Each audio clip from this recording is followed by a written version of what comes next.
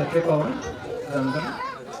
మీతో పాటు ఇదే స్కూల్లో 10వ తరగతి వరకు చదివాను. అందరూ గుర్తుపెట్టే ఉంటారు అనుకుంటున్నాను. అనుకున్న టైంకి అన్నీ జరగలేక ఇబ్బంది పడిన టీచర్స్ అందరికీ ముందుగా క్షమాపణలు. ఇలా కలుసుకుని చాలా కాలం అయింది కదా, ఆల్మోస్ట్ 15 ఇయర్స్. అంతా బాగుందని అనుకుంటున్నాను. ముందుగా తమకు ఎన్ని పనులు ఉన్నా మన కోసం వాటిని పక్కన పెట్టి మన మీద ప్రేమతో పిలవగానే ఈ కార్యక్రమానికి చేసిన పూజ్యులు ఆరాధ్యులు అయిన మన గౌరవ ఉపాధ్యాయులకు పేరు పేరున మా విద్యార్థులందరి తరఫున హృదయపూర్వక నమస్కారాలు మరియు కృతజ్ఞతలు. అలాగే దీన్ని సహకరించిన తోటి విద్యార్థులకు మనస్ఫూర్తిగా ధన్యవాదాలు తెలుపుకుంటూ, రోజుకు ఒక్కసారైనా మీతో మీరు మాట్లాడుకోండి, లేకపోతే ఒక అద్భుతమైన వ్యక్తితో మాట్లాడే అవకాశం కోల్పోతారు. లక్ష్య సాధనలో 1000 సార్లు విఫలమైనా మరొకసారి ప్రయత్నించండి. నీ వెనకేముంది, నీ ముందేముంది అనేది మీకు అనవసరం, నీలో ఏముంది అనేది ముఖ్యం.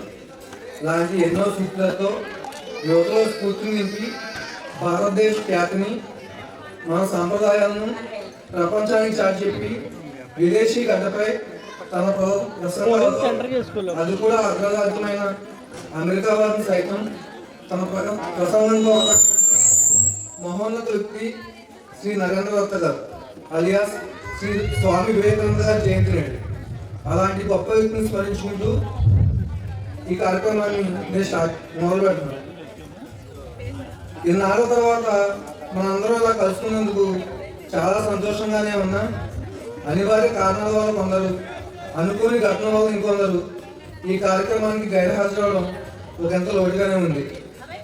ఇప్పుడు కాకపోతే ఎప్పుడొకప్పుడు కలిసేవారు కొందరైతే మన మధ్య లేకుండా శాశ్వతంగా దూరమై ఎప్పటికీ తిరిగి లోకాలకు వెళ్ళిపోయిన వారు మరికొందరు. వారిలో గౌరవ ఉపాధ్యాయులు కీర్తిశేషులు శ్రీ ప్రభాకర్ గారు, శ్రీ వెంకన్న గారు, శ్రీ సుబ్రహ్మణ్యం గారు, శ్రీ ఆనందమోహన్ గారు, వీరితో పాటు మన తోటి విద్యార్థులు దుర్గాప్రసాద్ అంతర్వేది, దుర్గాభవాని దేవుడు. ఇలా సంతోషంగా జరుపుకునే ఈ వేడుకలో వీరు లేకపోవడం పూరించిన లోటుగానే ఉంది. ఇంతకుముందే వీరికి నివాళులు అర్పించాం కాబట్టి ఈ కార్యక్రమాన్ని ఇంకా నేను కొనసాగిస్తున్నాను. మాతృదేవోభవ, పితృదేవోభవ, ఆచార్య దేవోభవ. నేను ఈ వాక్యాలతోనే మొదలు పెట్టడం గల కారణం, చదువుకునే రోజుల్లో డైలీ సూక్తి చెప్పే నాకు దానిలో ఉన్న అర్థం కాలేదు. అప్పట్లో అర్థం చేసుకునే ఆలోచన విధానం లేక అర్థం కాలేదు. ఇప్పుడు ఈ విధంగా ఆలోచిస్తే మాత్రం అవునేమో, మనం ముక్కుతేనే కానీ కోర్టులు తీర్చిన దైవమే మనకేం కావాలో తెలుసుకుని అవి అందించడానికి వేళని తనకు తాను సృష్టించుకుని మన మధ్య ఉంటున్నాడేమో అనిపిస్తుంది. తల్లిదండ్రులంటే ప్రేమ బంధము, రక్త సంబంధం కావచ్చు, కానీ గురువులకి విద్యార్థులకి మధ్య ఉన్నది ఏ బంధం? దానికో చిన్న ఉదాహరణ. ఒక చిన్న ప్రాంతంలో అందరూ నడిచే దారిలో చాలా రాళ్ళు పడి ఉన్నాయి.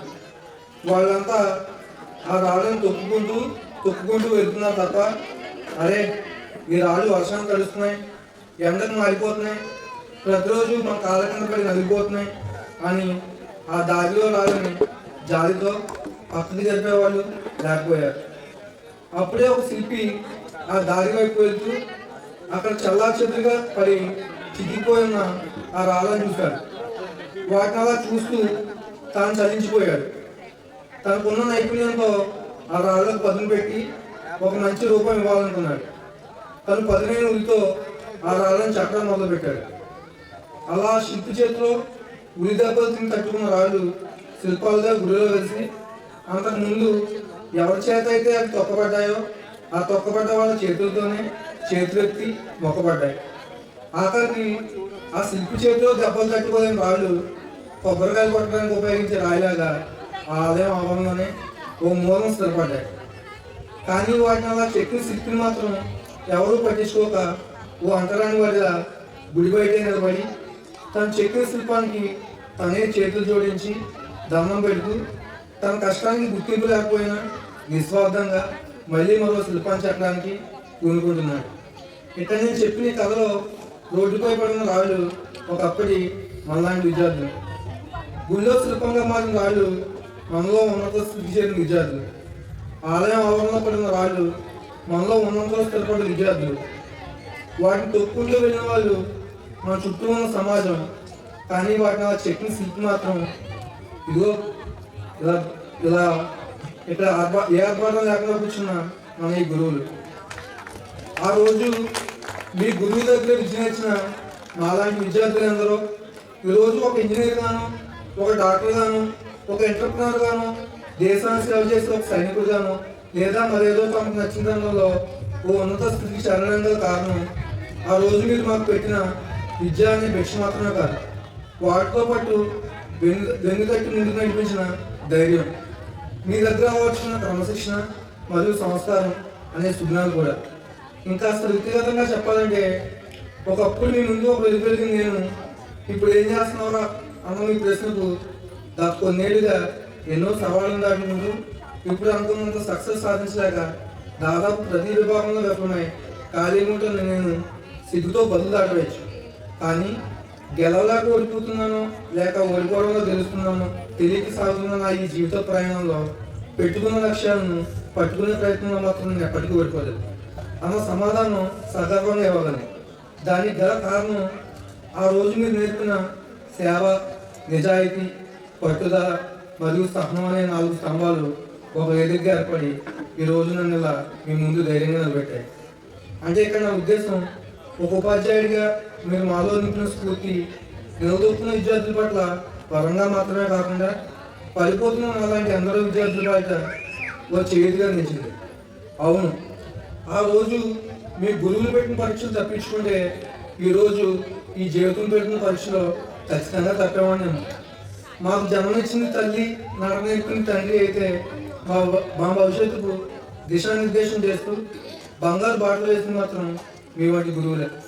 అందుకే మీ గురించి ఇంత గొప్పగా మీ యొక్క గొప్పతనాన్ని వర్ణించడానికి, మిమ్మల్ని దైవంతో సమానంగా కీర్తించడానికి అతిశక్తి కల్పించేది. ఇంతకంటే మంచి సమయం సందర్భం కూడా దొరకదని అనిపించింది. And the last, dear teachers, we don't know then that your punishments will now lay a foundation for us. We don't know then that your blows will now shape our structures. We don't know then the care you show upon us, the love you spread over us, the joy you double for us, the pain you shared from us, whatever it may be. We safely stored each and every grateful moment along with you as a beautiful memory in our life dictionary. Thanks for your compliments, thanks for your commitments, thanks for your motivation, thanks for your mentorship, thanks for your guidance, thanks for your gratitude, thanks for your influence, thanks for your integrity, thanks for your engaging, thanks for your efforts, thanks for your practice, thanks for your patience, thanks for your dedication, thanks for your development, thanks for your suggestions, and thanks for your sacrifices. You are not just a part of our schoolers. You surely deserve a part in every success that we achieve in our entire lives. గురువుకి శిష్యుడికి మధ్యన ఉన్న బంధాన్ని ఒక ముక్కలో చెప్పడానికి వీలుపడతా నా ఈ చిన్న కథ రూపంలో వివరించాను. ఏమైనా తప్పులుంటే దయచేసి పెద్ద మనసుతో మన్నించారు. థ్యాంక్స్.